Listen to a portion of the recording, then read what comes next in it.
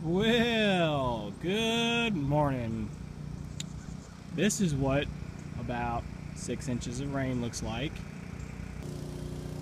So I'm standing back here in the back corner of the pond, and I wanted to do a quick tour around my levee here to see and make sure everything held up. And I think it did. Got a little nervous. I was walking around, I saw this little washout here and this little washout here, and I thought, well shoot, maybe it got high enough that it ran through. But looking at it, that little cut means the water ran that direction. So I think I'm really standing right here on the on the continental divide. This water flows east and this water flows west. So I mean, otherwise the water out here in the trees would have had to have been a foot high, which there's no standing water in the trees. You know, pleasant surprise compared to what you guys have seen in my prior videos when we had all that rain for the last year. So it is plenty dry out here. All this water we got ran off quickly or it's soaked in. But let me walk on around. Same thing with this little run. It looks like a lot came in there, but I think it's all just water that ran in from here and here, because it looks like that little ridge right there held up. There's water on the backside, but I think it held up. So I really think all this water in my pond and my pad is truly unique rainwater that fell in and runoff that ran in just from the grading work that I have done to make it run to the pond. So that's a good sign. But let me walk on around here and make sure everything else is okay and keep on pumping. Well, there may have been a breach here. I'm really still not convinced that there was. I don't see any flow markings that the water ran through here going this direction. But that's the lowest spot I see in this little part of the levee. When I look out across here, there was extensive water that ran through here based on these two ravines that got cut in there. But again, I think it's all just rainwater that came off of all this sloping and all this sloping here. I think it just rained so hard and so fast out here that it makes it look like a lot of water ran through, which I guess a lot of water did. A lot of water that fell right here ran off. But I don't think there was a flow, you know, cutting across here. You'd see more washout. But this is, looking right here into the trees, this is that sort of creek, year-round wet spot. It's really not a creek at all. It's just that sort of ditch, old logging grove, whatever you want to call it. This is a spot that I dug out a long time ago with the excavator, so that is a little depression in there. But yeah, I think my levee did what it was supposed to do. This is the only concerning spot, and I don't think it was all that bad. Again, you look at how much area from all out in here all ran into the pond, so it makes sense that there should be a lot of water in the pond, and there is. So had to make myself a float. I don't know that I had to do it, but it's not going to hurt. Since I don't have a suction screen on the end of my hose, it could very easily suck itself down into the silt. So I just grabbed this extra 5-gallon bucket I have. I've stopped using it for a diesel jug because the neck on it leaks a little bit, but I just ratchet tied it to the hose to where that neck stays up above the water because the weight of the hose is on the bottom, and that'll let that hose, should just let it kind of drift out and float around. And as the water level drops, it should help pull the hose out with the water too. So hopefully I don't leave my hose stranded, because I'm going to drive around here and start trying to do some other work and not be keeping an eye on this thing the whole time. So anyway, I just thought I'd share that little quick idea how to make yourself a redneck float. So I've driven back here now on the back, and I'm going to see if I can't start stripping some more topsoil off the pond just to try to do what I can while I'm waiting on this water to pump out. So got drove back here, not for a lack of trying. I didn't get stuck, but it is muddy. It's slick.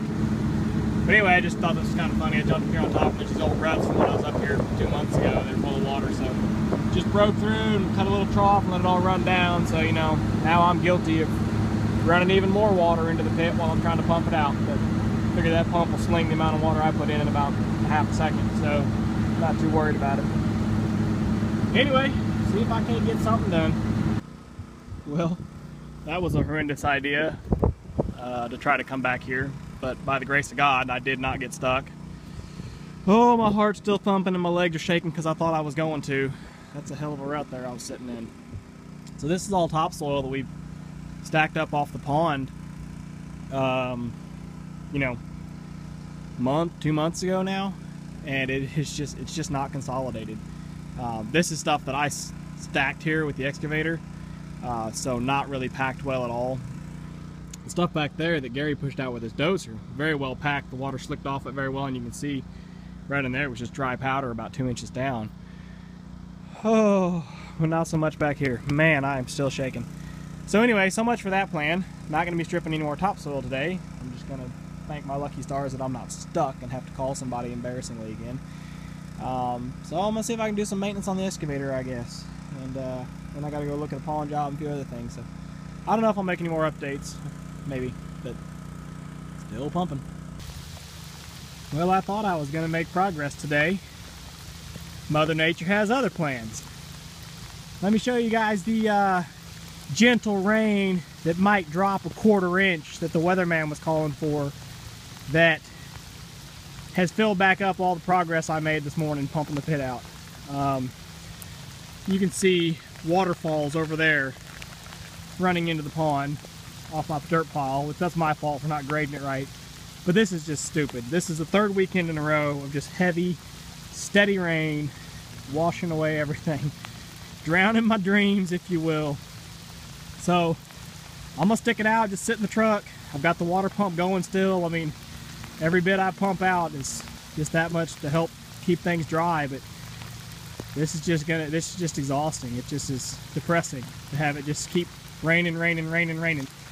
This little stick right here, I put that there this morning for where the water level was when I showed up, and I had it pumped down about 2 inches.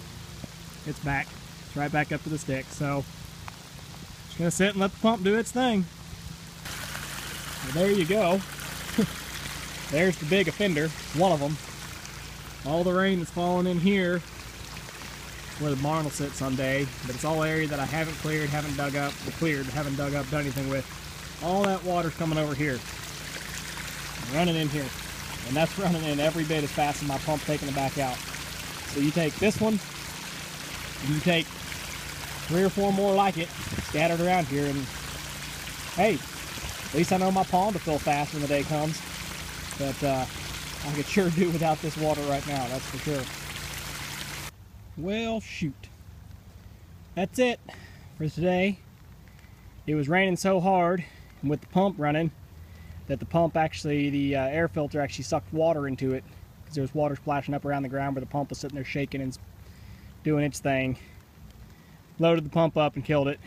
And I tried running it for a while with the air filter off, but ultimately it just watered out again and died. So don't have a spare air filter, can't do anything about it. Just shut it down and head to the house. But there's my little stick that I put at the water line this morning, and after all this effort, the water level has actually come up. So that sucks. There was a little high spot that popped up over there this morning where I could actually see dirt again. It's gone, underwater. So I don't know. Come back and try again later. Maybe get a second pump or a bigger pump. But yeah, wasted day of more rain and pumping water.